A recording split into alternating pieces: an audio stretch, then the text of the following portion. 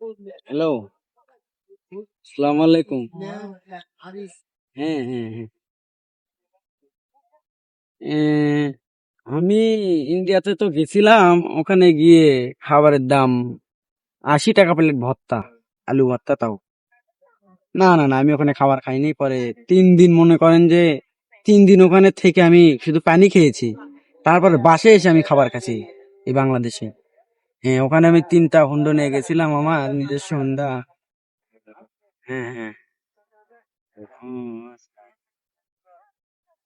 না, ঘটনা হচ্ছে কি, ওখানে খাবারের দাম যে এত, আমি খাবারই খাইতে পারলাম না। আপনাকে যে একটা ফোন দেবো আমি, সেটা সময় হয়নি।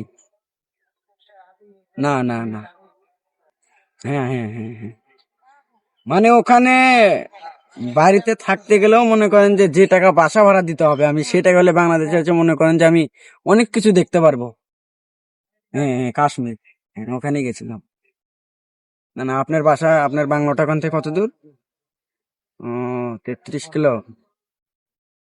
ও, আচ্ছা, আচ্ছা, আচ্ছা, পরে কথা বলবো নি, আমি একটা কাজে আছি তো। আচ্ছা, আচ্ছা, আচ্ছা। আসসালামু আলাইকুম।